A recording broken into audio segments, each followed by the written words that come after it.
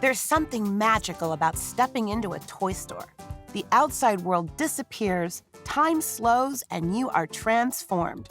That's the way it is in Kips Toyland, the oldest toy store in Los Angeles, suitably located in the original farmers market where nostalgia is hip and locals and tourists happily coexist.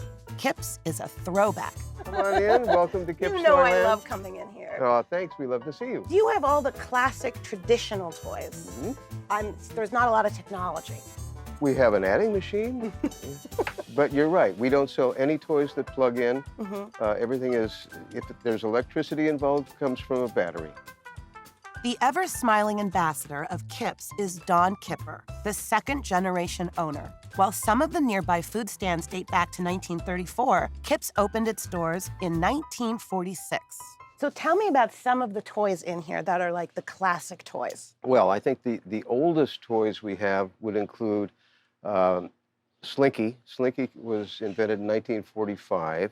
Where else but at Kips would a toy introduced so long ago not only be on the shelves, but a top seller? This is the original Slinky that you remember. Oh my gosh, yes, but I don't, the box. And the box is the same packaging. God, you There do you put go. it on the stairs. You can chase it all over the neighborhood. The vintage commercial brought me back to when I was growing up and went to Kips. Coming back as an adult made me feel like, well, a kid again. These, which were originally called wheelos, now they're called gyro wheels. You remember this. Of course. Was from 1953, and it's the first way that people got carpal tunnel syndrome by doing this.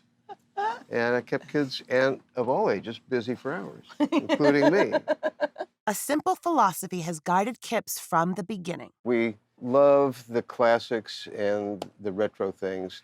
And the thing that's important to us is it helps kids play with one another instead of sitting in a corner with a device. What's it like when kids come in here and they see these traditional classic toys? Nobody walks in here with a frown. Everybody is happy, except the kid who's crying because he didn't get what he wanted, and we somehow make sure that they leave happy. See, I grew up on Light Bright. Oh, and Simon Says. All right. Oh, Barrel of Monkeys. Now, this I have not seen since I was a kid. Alison, you gotta calm down. It's not good I'm for you. really gonna freaking out, right? Operation. Oh, it takes a very steady hand. It Remember does. that commercial? I do. It takes a steady hand because if you touch the side... Kips almost wasn't. Don's father, Irvin, a pilot in World War II, was shot down and held in a German prison camp.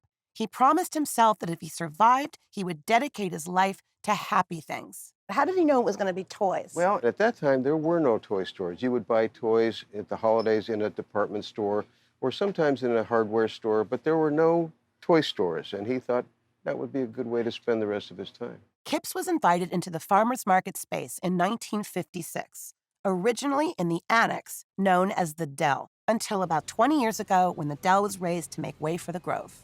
Kips, of course, had to stay, and so they got this wonderful location right at the gateway to the farmers market. Alicia Buss is the director of marketing for the original farmers market. It's still the best old-fashioned toy store in Los Angeles, but I would argue in the United States. I mean, there's no place like it. Do you take your children? Oh, yeah. Oh, yeah. My 7-year-old, every time he comes, Mommy, can we go in Kips? And they get plenty of birthday party business from me, too. But 100 yards away from Kips' new location, then toy giant FAO Schwartz opened a sprawling megastore. At one point, my father was interviewed about that, and his take was, we'll keep doing what we're doing, and they can do what they do, and somehow we're still here, and they had an unhappy ending. Kip, as he was affectionately known, was a fixture in the store for more than 50 years, until he passed away in 2016.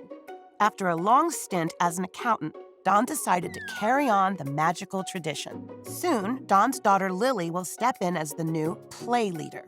It's pretty cool to wake up every morning and be able to work with my dad. It doesn't feel like work to me. I get to go in and hang out with my family and play with toys all day. In this land of enchantment known as Kips Toyland, I'm glad time really does slow down and all of us can enjoy the magic.